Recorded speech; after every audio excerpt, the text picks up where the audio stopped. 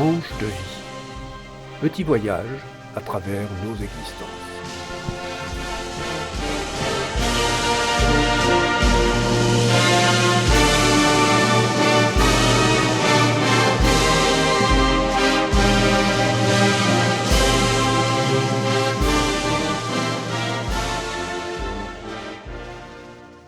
Chers auditeurs de Tranche de vie, s'il y a un pays qui fait fantasmer, c'est bien la Corée du Nord.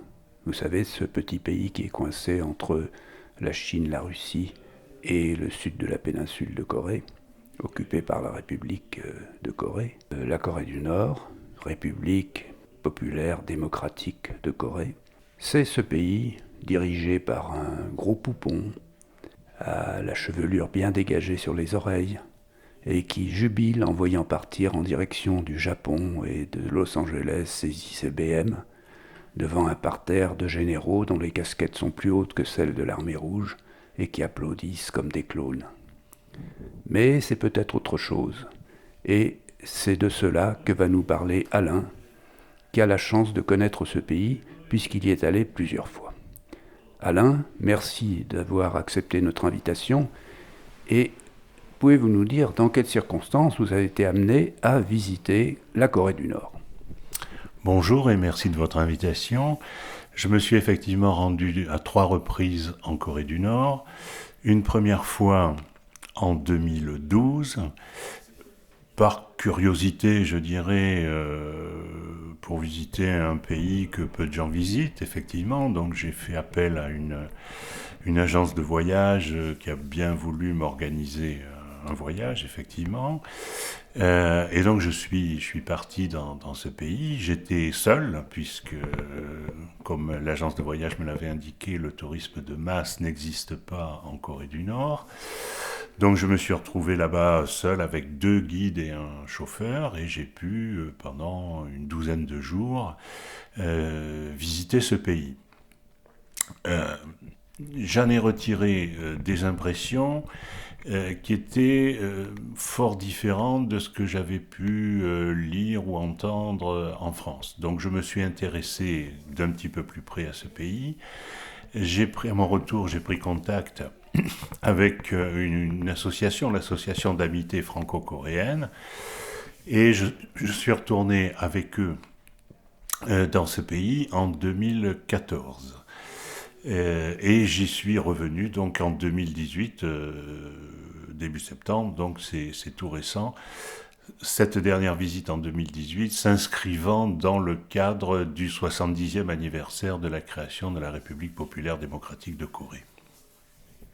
Alors ces voyages, vous les avez faits par curiosité, nous avez-vous dit, mais est-ce que vous les avez faits aussi par sympathie idéologique, étant donné qu'on a là affaire au dernier régime stalinien, autoritaire de la planète? Alors, lorsqu'on parle de régime stalinien, à mon avis, c'est quand même un abus de langage par rapport à la Corée du Nord. Par rapport, moi, à mes convictions, qu'il existe un État socialiste sur la planète ne me déplaît pas forcément. Après, effectivement, il ne s'agit pas de se cacher des choses ou de masquer quoi que ce soit. C'est effectivement un régime autoritaire dirigé donc par ce qu'on peut appeler une dynastie, puisque le dirigeant actuel, Kim Jong-un, est le petit-fils de Kim Il-sung et le fils de Kim Jong-il qui, avant lui, ont dirigé le pays depuis sa création en 1948. Alors ce rappel était utile, mais est-ce que vous avez vu une évolution du pays, et qu'est-ce qui vous a frappé en tout cas la première fois? Est-ce que vous avez vu l'état de dénuement des populations, ou en tout cas de certaines populations? Est-ce que vous avez vu le militarisme à outrance? Est-ce que vous avez vu appliquer les 3 principes du Juche qui se dirige le pays depuis le début des années 70, à savoir autarcie, sacrifice et discipline?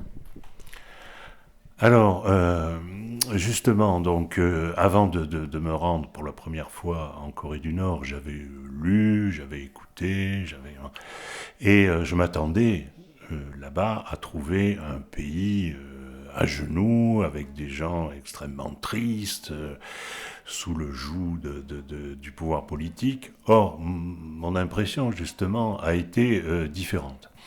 Et donc j'y ai vu des gens qui se promenaient calmement, qui souriaient, pas tous, mais enfin un certain nombre, qui riaient, qui discutaient. Donc c'est ce qui m'a frappé, je dirais, c'est cette différence entre ce que j'avais pu lire et ce que je voyais.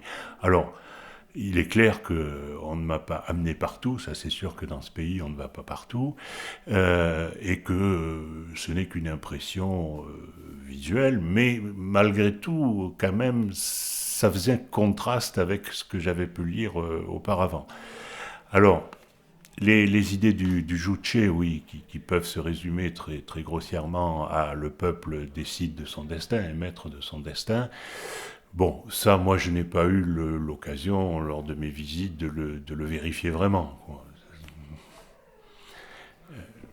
Mais malgré tout, la Corée du Nord reste le pays qui dépense, je crois, il partage avec le sultanat d'Oman le privilège d'avoir les dépenses militaires les plus fortes par rapport à son produit intérieur brut. Ça tourne autour du quart du PIB. Et puis, il y a quand même 40% de la population qui, de près ou de loin, soit comme militaires actifs, soit dans la réserve, sont rattachés à l'armée, dépendent de l'armée. Tout à fait.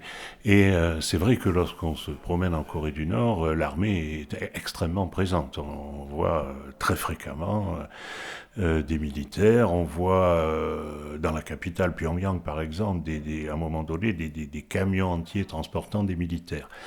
Alors le service militaire est de 7 ans en Corée du Nord.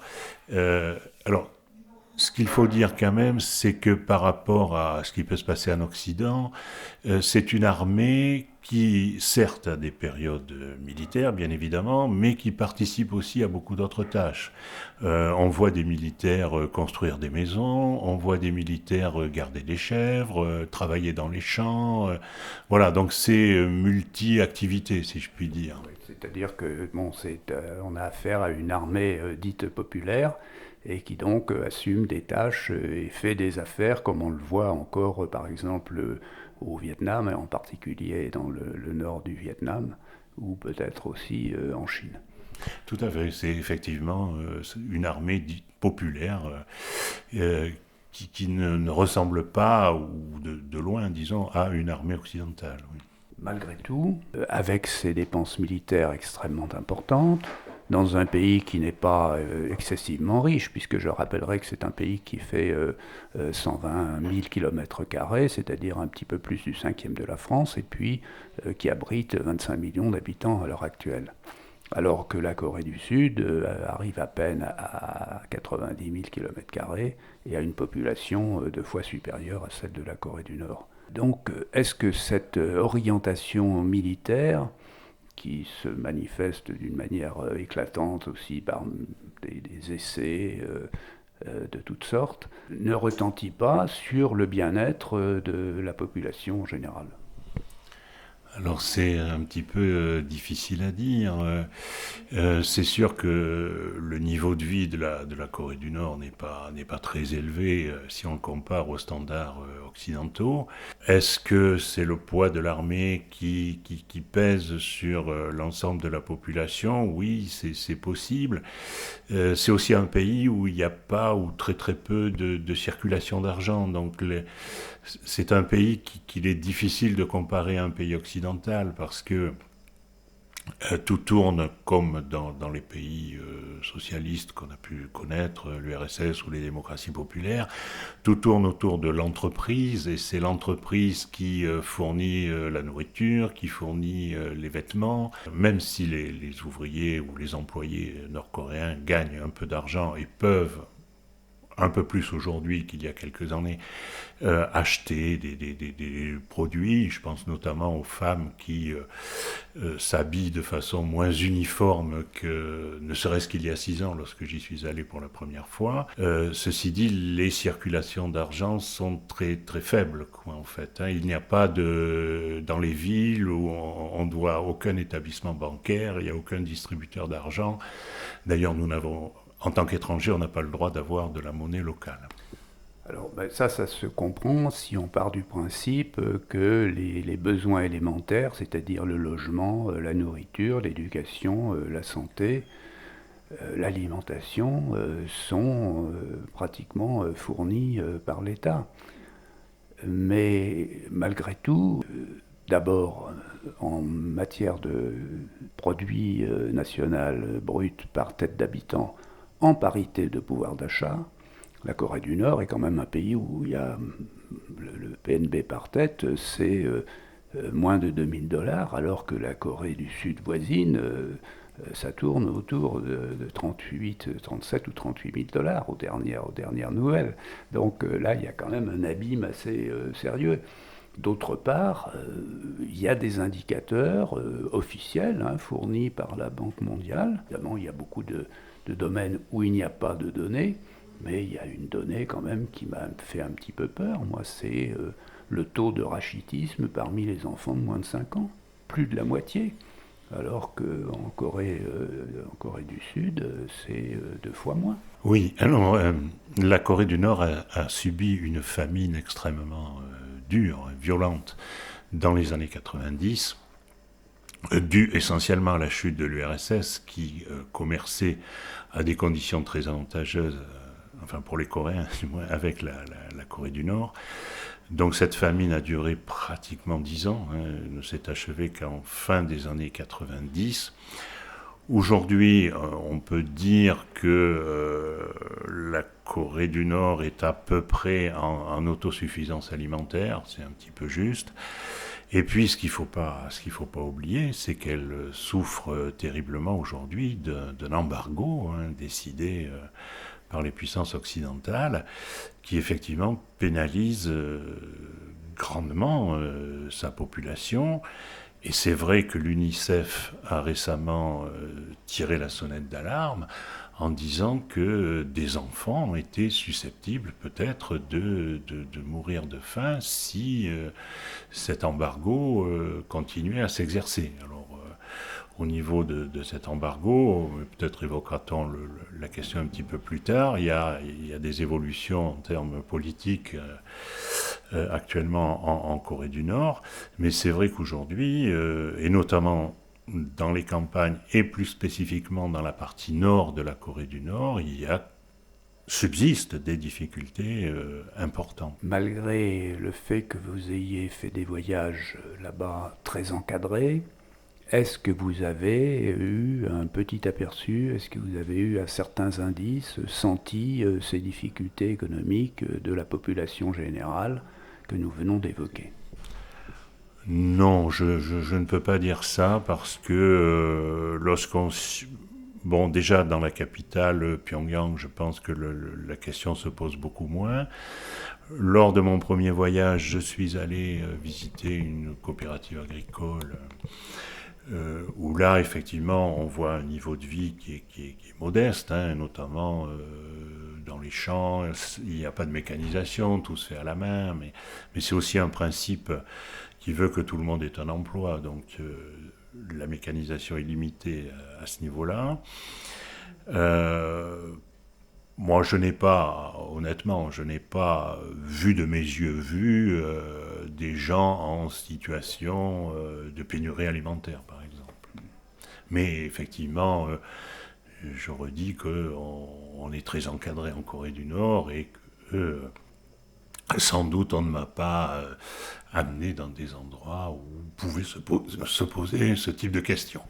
Bon, j'imagine qu'on ne vous a pas emmené visiter les camps de rééducation dont l'existence est notoirement connue et où les conditions de vie sont certainement dramatiques puisque, encore une fois, on lit qu'il y a une proportion importante la population de ces camps qui meurt en fait de malnutrition.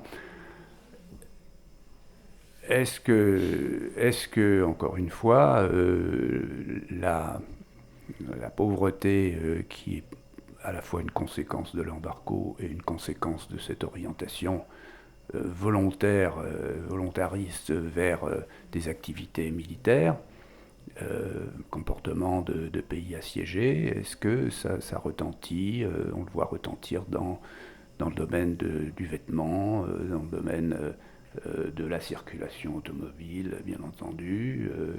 Il y a un taux d'utilisation des mobiles, alors ça touche plutôt au contrôle des médias et de l'information, un taux d'utilisation qui dépasse les 115% d'utilisation des mobiles par les personnes en Corée du Sud. Et il arrive péniblement à 11% en Corée du Nord ces dernières années. Alors, il y a des développements importants, effectivement, notamment en termes de circulation automobile. Bon, il n'est pas possible en Corée du Nord pour une personne de posséder une voiture. Ce n'est pas dans les mœurs du régime. Ceci dit, il y a des voitures d'entreprise, il y a des voitures de ministère, et il y a même aujourd'hui des compagnies de taxi, donc à Pyongyang. Voilà. Ceci dit, la circulation automobile est très modeste par rapport à nos standards. Et taxis qui utilisent quel type de véhicule alors les véhicules que l'on voit le plus souvent sont des véhicules allemands ou japonais. Il y a pas, moi, je n'ai pas vu une seule voiture française en Corée du Nord. Donc, il y a un peu plus de circulation automobile qu'il y a 6 ans, par exemple, lorsque j'y suis allé pour la première fois. Ceci dit, il y a toujours ces grandes autoroutes complètement désertes, désertes d'automobiles, parce qu'on y voit des gens marcher à pied, rouler à vélo, et on voit aussi des gens balayer l'autoroute avec un balai pour qu'elle soit propre. Il y a beaucoup de routes en terre aussi, notamment pour aller à la campagne, pour aller dans les villages. Mais dans la mesure où les gens n'ont pas de voiture, donc ils n'ont pas forcément besoin de routes goudronnées, ce ne sont que les grands axes qui sont goudronnés, effectivement, quoi. Notamment la route la plus importante est celle qui mène à la zone démilitarisée, la frontière entre les deux Corées. Est-ce que la Corée du Nord est un beau pays? Ah, alors, oui, c'est un pays plutôt montagneux, notamment dans ses parties nord, mais on ne va pas visiter la partie nord de la Corée du Nord, mais même dans la partie sud, oui, c'est un pays vallonné, montagneux, qui est plutôt joli. Alors, ce qui pose aussi quand même quelques problèmes, c'est qu'il n'y a qu'un sixième des terres qui sont cultivables en Corée du Nord. Donc ça ne facilite pas non plus le développement de ce pays en termes agricoles. C'est un pays qui présente les paysages un peu classiques de l'Asie orientale, à savoir des montagnes boisées qui dominent des plaines assez étroites comme au Japon, d'ailleurs, par exemple, ou en Corée du Sud. Oui, tout à fait. Là, on est dans le même schéma, effectivement. Est-ce qu'il y a dans ces paysages des vestiges qui sont intéressants d'une histoire qui est quand même malgré tout ancienne, même si la Corée du Nord a été effroyablement ravagée par la guerre de Corée qui s'est déroulée au début des années 50 et qui a fait un nombre impressionnant de victimes. Est-ce qu'il y a quand même un héritage historique de ce passé déjà important? Oui, alors c'est vrai que la Corée, dans son ensemble, la péninsule coréenne, est un pays de grande culture, et notamment on y parle du régime de Koryo, et il y a des vestiges effectivement au centre à peu près au centre plutôt vers le sud quand même de la Corée du Nord. Et il y a des vestiges et des tombeaux notamment que j'ai eu l'occasion des tombeaux de rois de Koryo, que j'ai eu l'occasion de visiter malheureusement uniquement à l'extérieur, puisque On ne rentre pas manifestement à l'intérieur des tombeaux. Et ces vestiges sont impressionnants, sont beaux. Vous qui avez une expérience du Cambodge, comment ça se situe par rapport à quand même à cette merveille qu'est Angkor? Oui, oui, non, là c'est tout à fait différent. Ça n'a pas du tout l'ampleur d'Angkor ou de ce que l'on peut trouver au Cambodge, hein. C'est beaucoup plus modeste. Ce sont des espèces de tumulus en fait.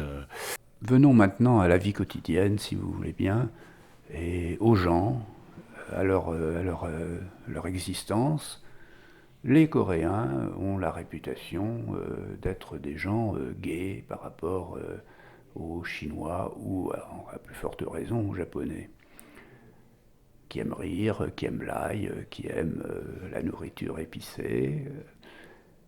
Parlez-nous un petit peu de la nourriture, du genre de vie. Et enfin, apparemment, il y a une surmortalité aussi des hommes due à un petit peu d'abus de l'alcool et du tabac. Donc la joie de vivre, elle existe. Oui, alors c'est ce qui m'avait d'ailleurs frappé, c'est que on voit des gens souriants ou qui rient, qui discutent, mais toujours dans une retenue très très très marquée. Et c'est vrai que par rapport à ça, s'il y a un groupe de Chinois, on le repère tout de suite parce qu'eux parlent beaucoup plus fort, et donc ils sont repérés immédiatement. Les Coréens ne se comportent pas de la même façon. Alors moi j'ai toujours très très bien mangé effectivement en Corée du Nord. L'alcool enfin moi ce que j'ai vu essentiellement c'est la bière, hein, qui est utilisée. Alors c'est une nourriture aussi oui un petit peu épicée du moins par rapport au goût occidental. Et oui, moi j'avais perçu une certaine joie de vivre que l'on percevait bien notamment dans les travaux collectifs, puisque les Nord-Coréens ont on va dire des obligations, je pense, d'effectuer des travaux collectifs, et quelquefois on voit sur le bord des routes des milliers de gens qui arrangent les bas-côtés des routes, qui coupent de l'herbe avec des cisailles, y compris sur des terrains de football, hein, qui sont tondus à la cisaille par des dizaines et des dizaines de personnes. Mais lorsqu'ils font ça, ben, ils communiquent en même temps, ils rient, ils échangent. Voilà, moi j'avais trouvé une joie de vivre, et aussi, parce qu'il y a beaucoup à Pyongyang d'aires de jeu pour les enfants. Donc ils jouent comme ça, et puis à côté il y a bien sûr les mères de famille ou les pères de famille qui discutent entre eux. Donc une très grande communication entre les gens, une très grande convivialité. Moi c'est du moins l'impression que j'en ai retirée. Est-ce qu'il y a un écart apparent des genres de vie, des niveaux de vie entre cette capitale de Pyongyang, qui, rappelons-le, dépasse les 3 millions d'habitants aujourd'hui, et puis le reste du pays? Est-ce que vous avez pu apercevoir de la campagne? Oui, alors c'est quand même assez manifeste, même si je ne suis pas retourné à la campagne depuis 2012, mais à l'époque c'était assez net entre la ville, effectivement, enfin entre Pyongyang, la capitale, et la montagne, où lorsqu'on voyait des gens travailler dans les champs, bon, on remarquait quand même une certaine précarité de ces situations-là, alors que dans Pyongyang, où ce sont essentiellement des emplois de bureaux, voilà, on percevait tout de suite un niveau de vie qui était quand même supérieur. Le temps passe trop vite pour qu'on aborde tous ces problèmes passionnants. Est-ce que ce qui est en train de se passer, à savoir cette détente qui paraît se confirmer, qui a fait suite aux menaces tonitruantes du président Trump contre la Corée du Nord, le régime de Corée du Nord, cette visite du dirigeant de Corée du Sud récente, la visite programmée de Kim Jong-un en Corée du Sud avant la fin de l'année, est-ce que tout ça vous paraît de bon augure et vous paraît esquisser un rapprochement qui pourrait aboutir à une réunification de la péninsule? Alors effectivement, alors ce qu'il faut dire, c'est qu'en Corée du Nord, la notion de réunification est très présente, enfin, du moins officiellement, hein, et elle est prônée à tout va. Alors, effectivement, depuis quelques mois, on va dire, il y a des évolutions très significatives dans les rapports déjà entre les deux Corées, facilitées aussi par un changement de régime politique en Corée du Sud, puisque la présidente Park Geun-hye, qui était à la tête d'un régime très autoritaire, qui est aujourd'hui d'ailleurs incarcéré, a cédé la place donc à ce qu'on pourrait appeler des démocrates, quoi, qui sont plus favorables à des modérés, plus favorables à un rapprochement entre les deux Corées. Donc ça, on assiste effectivement à ce mouvement. Ensuite, avec les États-Unis aussi, moi je pense que la Corée du Nord a pu commencer à discuter avec les États-Unis à partir du moment où leurs missiles étaient en capacité d'atteindre une ville américaine, et donc ça leur donnait une crédibilité qu'ils n'avaient pas précédemment. Alors, il est très difficile de savoir comment Donald Trump réagit à tout ça, puisque c'est un personnage un petit peu particulier. On dit beaucoup, notamment dans les milieux que je fréquente par rapport à la Corée, que Trump vise surtout le prix Nobel de la paix, et que c'est pour ça qu'il continue à avoir des relations avec la Corée du Nord, lesquelles sont un petit peu au point mort quand même, hein, parce que... De toute façon, les États-Unis sont derrière toutes les tractations qui peuvent exister entre ces deux pays, et surtout du côté de la Corée du Sud, étant donné qu'ils n'ont jamais cessé d'y avoir une présence militaire de plusieurs dizaines de milliers de soldats depuis que la zone démilitarisée a été créée à la suite de la guerre de Corée. Effectivement, hein, les Américains, les États-Unis sont très très présents sur le territoire sud-coréen. Voilà, ce qui fait dire quelquefois, ce qui faisait dire, je le mets à l'imparfait, ce qui faisait dire aux Nord-Coréens que la Corée du Sud était un État fantoche, peuplé d'Américains, voilà, avec il faut le dire aussi, je crois, des exercices militaires annuels, conjoints entre la Corée du Sud et les États-Unis, qui irritaient particulièrement les Nord-Coréens. Qui étaient autre chose que des menaces déguisées. Alain, est-ce que vous pourriez, pour conclure, conseiller aux amateurs de l'Asie, qui seraient curieux de visiter la Corée du Nord, de s'informer auprès d'ouvrages que vous pourriez nous recommander? Oui, tout à fait. Alors d'abord, moi, je ne peux pas me permettre de donner des conseils, mais enfin, je pense qu'il est intéressant d'aller visiter ce pays, chacun gardant bien évidemment ses opinions par la suite. Et si on veut en savoir un petit peu plus sur la Corée du Nord, moi je conseillerais 2 ouvrages. Le premier, écrit par Benoît Quenedé, avec qui j'ai fait le dernier voyage, qui est président de l'association d'amitié franco-coréenne, ouvrage qui s'intitule La Corée du Nord, c'est inconnu, et qui est publié chez Delga. Et puis un ouvrage de Juliette Morillo, journaliste, grande spécialiste de la Corée, qui parle couramment le coréen, qui se rend très fréquemment en République populaire démocratique de Corée, qui a écrit donc avec Dorian Malovic, qui est le responsable Asie au journal La Croix, et qui ont écrit La Corée du Nord en 100 questions dans la collection Texto. Donc ces 2 ouvrages permettent d'aller un petit peu plus loin dans la connaissance de la Corée du Nord. Voilà, je répète, chacun évidemment pouvant se faire une opinion selon ses convictions, bien évidemment. Alain, merci beaucoup, et j'espère vous revoir au retour de votre prochain voyage. Alors, y aura-t-il un prochain voyage ? Je ne sais pas, peut-être bien. Oui, en tous les cas, je vous remercie beaucoup de m'avoir invité pour parler de ce si mystérieux pays.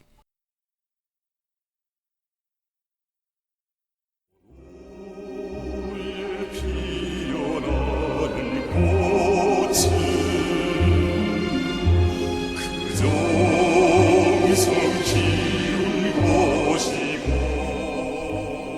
C'était Tranche de vie, une émission proposée par Jean-François.